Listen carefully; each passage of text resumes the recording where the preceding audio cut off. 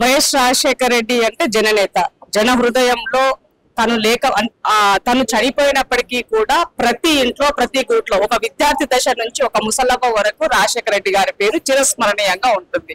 So ఆయన యొక్క ఇవాళ మరణం అనేది కంప్లీట్ అయ్యి 15 సంవత్సరాలు అయిందంటే నమ్మలేనటువంటి పరిస్థితిగా ఉంది. ఎందుకంటే నిత్యం అనుదినం మనం ఎక్కడ అడుగు పెట్టినా కూడా రాజశేఖర రెడ్డి గారు లేకుండా మనం చూడలేము.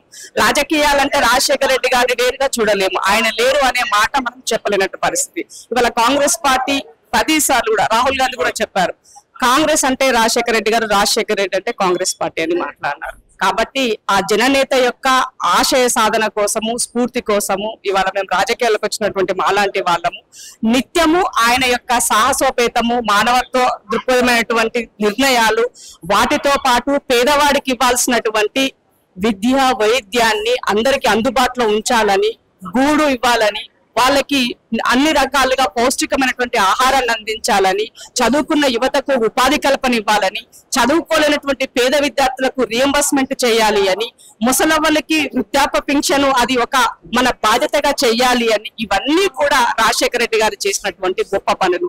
వీటితో పాటు రైతన్నకి రుణమాఫీ చేసినటువంటి ఘనత, రైతన్నకి కావలసినటువంటి ఎరువులైనా ఫర్టిలైజర్స్ అయినా కూడా, సబ్సిడీ విత్తనాలైనా ఇవాళ సకాలంలో పంటను కొనుగోలు విషయమైనా, పంట నష్టపోతే ఆ ధాన్యాన్ని కొనుగోలు చేసి వాళ్ళకి ఇవ్వాల్సిన పరిహార విషయమైనా, ఏ విషయాన్ని తీసుకున్నా కూడా ఇవాళ రైతు రాజు కావాలని కలలు గన్నల్లో రాజశేఖర రెడ్డి గారి యొక్క పేరు చిరస్మరణీయంగా ఉంటుంది. ఇవాళ అదే తరహాలో రేవంత్ అన్న ఇవాళ అధికారంలోకి వచ్చిన తర్వాత రాజశేఖర రెడ్డి గారు చేసినటువంటి సంక్షేమ పథకాలను ఇంకొంచెం అభివృద్ధి చేస్తూ ముందుకు తీసుకెళ్తున్నారు.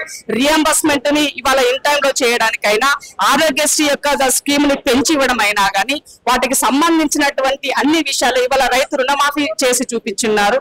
ఇట్లా ఇవాళ రైతు ఇవ్వాల్సినటువంటి గూడు విషయానికైనా, ఏ విషయం తీసుకున్నా కూడా రాజశేఖర రెడ్డి గారు ఇచ్చినటువంటి సంక్షేమ పథకాలను ఇప్పుడున్నటువంటి కాలానుగుణంగా పెంచుతూ ముందుకు తీసుకెళ్తుండో రేవంత్ అన్న ముందున్నారని చెప్పాల్సిన అవసరం ఉంది. ఇవాళ రాజకీయాలు కావాలి, రాజకీయం చేయాలనుకున్న వాళ్ళందరికీ కూడా రాజశేఖర రెడ్డి గారి యొక్క జీవిత చరిత్ర అనేది ఒక స్ఫూర్తిగా తీసుకోవాల్సిన అవసరం ఉంది. నమ్ముకున్న వారికి బొమ్మ చేయకుండా ఇచ్చిన మాట నిలబెట్టుకునే విధంగా మడమ తిప్పనటువంటి నాయకుడిగా రాజశేఖర రెడ్డి గారి యొక్క పేరు ఇవాళ చరిత్ర పుట్టాలలో లిఖించబడి ఉంటుంది. కాబట్టి రాజశేఖర రెడ్డి గారికి నేను నిజమైనటువంటి నివాళిని అర్పిస్తున్నానంటే ఇవాళ ఆయన యొక్క స్ఫూర్తితోనే రాజకీయాలకు వచ్చి అణువణువున లీడర్ అంటే ఇలా ఉండాలి అని అందిపుచ్చుకున్నటువంటి దానిని ఆయన బాటలో ముందుకు వెళ్తున్నాను.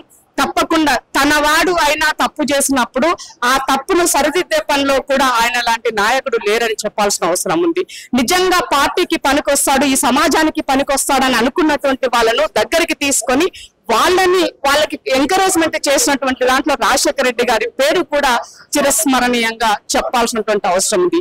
ఇవాళ ఇక్కడ అక్కడ అని కాదు, రాజశేఖర రెడ్డి గారి పేరు ఎక్కడైనా కూడా ఏ రాజకీయాలలో ఆయన పేరు ఇవాళ స్వర్ణాక్షరాలతో లిఖించబడి ఉంటది. అది రాజశేఖర రెడ్డి గారి జీవితం. అందుకే ఆయనని మనం లెజెండ్ అన్నాం. ఈ లెజెండ్ ను ఇంకింతమంది లెజెండ్లుగా ఎదగాలి అని మాత్రము ఉండాలని, రాజకీయాల్లో అలాంటి మార్పులు రావాలని మాత్రం నేను కోరుకునే దాంట్లో ఈ సమాజ శ్రేయస్సు దృష్టి అలాంటి లీడర్ ఉండాలని మాత్రం కోరుకుంటున్నాను. ఇప్పటికీ 2 తెలుగు రాష్ట్రాల్లో పేదోడి ఊరి గుడిసెలో వైఎస్ఆర్ గారి ఫోటో ఉంటది. ఆయన చేసిన సేవలు, ఆరోగ్యశ్రీ గానీ 108 గానీ సేవలు ఇప్పటికీ చిరస్మరణీయంగా ఉన్నాయి. ఎట్లా రాజశేఖర రెడ్డి గారు ఎంతో మంది పేదవాళ్ళకి వైద్యం అందలేదని అనుకున్నప్పుడు, మాకు వైద్యము చేయించుకోలేక చనిపోతాం అనుకున్నటువంటి వాళ్ళకి ఆరోగ్యశ్రీ పేరుతో ఆయన దేవుడు అయ్యాడు. కాబట్టి ఇవాళ పూరి గుడిసెలో వాళ్ళ ఇళ్లలో దేవుళ్లాగా పూజించుకుంటున్నారు రాజశేఖర రెడ్డి గారిని. కాబట్టి ఇవాళ అలాంటి నాయకుడిని మనం ఎందుకు పదే కలుసుకుంటున్నాం? డాక్టర్ని దేవుడు అంటాం, కానీ ఆ డాక్టర్ ద్వారా వైద్యాన్ని అందించినటువంటి దేవుడు రాజశేఖర రెడ్డి గారు. కాబట్టి ఇవాళ ఆ రోజు ఆయన చనిపోయినప్పుడు ఇదే రోజు ఇవాళ మనం ఈ 2-3 రోజుల నుంచి మనం చూసినట్లయితే వానలు గమనించినట్లయితే విపరీతమైనటువంటి వరదలు. ఆనాడు రాజశేఖర రెడ్డి గారు చనిపోయినప్పుడు కూడా ఇవే వరదలు ఇలా విధంగానే ఉన్నాయి. వర్షము విపరీతమైన వానలోన దేవుడు ఆయనని చాలా తొందరగా తీసుకువెళ్ళినట్టుగా మనం చెప్పుకోవాల్సిన అవసరం ఉంది. కాబట్టి రాజశేఖర రెడ్డి గారి మాట, ఆయన బాట, ఆయన దశ, ఆయన దిశ నిర్దేశం అన్నీ కూడా ఇవాళ మా లాంటి వాళ్ళం అందరము ముందుకెళ్లడానికి స్ఫూర్తిగా మేము తీసుకుంటున్నాము. ఆయన చనిపోయినాడు. తెలంగాణ రాష్ట్రంలో దాదాపు 700 మంది గుండెలాగిపోయినాయి. 700 మంది గుండెలాగిపోయినాయి అంటే ఎంతో ప్రేమ ఆదరణ ఉంటే తప్ప అలాంటి నాయకుల కోసం ప్రాణాలు వదిలే పరిస్థితి లేదు. కాబట్టి వాళ్ళ ఆనాడు రాజకీయాల్లో స్వార్థం అనేది లేకుండా ప్రజాశ్రేయస్సు కోసమే పాటుపడ్డ వ్యక్తి రాజశేఖర రెడ్డి. కాబట్టి ఇవాళ అదే తరహాలో రాజకీయాలు ముందుకు వెళ్లాల్సినటువంటి పరిస్థితి ఉన్నది. రాజకీయాల్లో రాజశేఖర రెడ్డి గారి యొక్క ఉనికి రాజకీయాలు ఉన్నంత వరకు ఉంటదని మాత్రం చెప్పగలను. ఆంధ్రప్రదేశ్ లో రాజశేఖర రెడ్డి గారి కూతురు రాజన్న రాజ్యం అనేది కాంగ్రెస్ పార్టీతోనే సాధ్యమని చెప్పి ఎన్నికల ముందు ఆమె కాంగ్రెస్ పార్టీలో రావడం ఏ విధంగా చూడొచ్చు? భవిష్యత్తులో ఆంధ్రప్రదేశ్ లో కూడా కాంగ్రెస్ పార్టీ అధికారంలోకి వచ్చే అవకాశం ఉందా? తప్పకుండా రాబోయే రోజుల్లో ఆంధ్రప్రదేశ్ లో కాంగ్రెస్ పార్టీ బలపడుతుంది. మా సోదరి షర్మిల గారి నాయకత్వంలో కాంగ్రెస్ పార్టీ మరింత పుంజుకుంటుంది. ఎందుకు అనంటే అనువనుమున అడుగున రాజశేఖర రెడ్డి గారి యొక్క ఆయన తీసుకున్నటువంటి నిర్ణయాలను ప్రతి ఒక్కరికి మళ్ళీ గుర్తు చేయడం కోసం ఇవాళ మా సోదరి షర్మిల గారు అక్కడ పనిచేస్తున్నారు.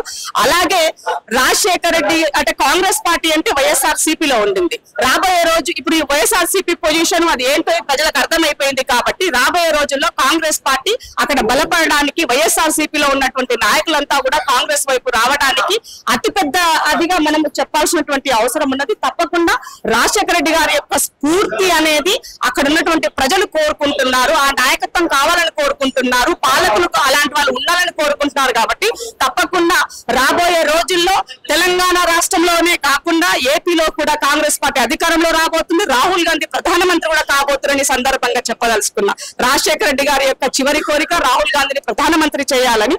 తప్పకుండా రాహుల్ గాంధీ ప్రధానమంత్రి రాబోయే వచ్చేటువంటి నెక్స్ట్ ఎన్నికల్లో తప్పకుండా ఆ దిశగా కాంగ్రెస్ పార్టీ దేశవ్యాప్తంగా మువ్వన్నెల జెండా ఎగరబోతుందని మాత్రం చెప్పగలను. నేటి తరం యువ నాయకులు ఆయన నుంచి ఎలాంటి స్ఫూర్తి పొందాలి? ఎలాంటి లక్షణాలు? రాజకీయాలు అంటే ప్రజలకి సేవ చేయాలా, ప్రజల మధ్య ఉండాలా, కష్టం వచ్చినప్పుడు నేనున్నా అని అండగా నిలబడాలా, అవి రాజకీయాలని రాజశేఖర రెడ్డి గారు చెప్పారు. కాబట్టి వచ్చే భావితర యువత నాయకులందరికీ కూడా రాజకీయాలకు రావాలనుకున్నటువంటి వాళ్ళకి మీరు ఈ తరహాలో రాజకీయాలు చేసినట్లయితే తప్పకుండా ప్రజల యొక్క మన్ననలు పొందుతారు. ఆటోమేటిక్ గా ఈ ప్రజాక్షేత్రంలో మీరు లీడర్ గా ఎదుగుతారని మాత్రం చెప్పగలను.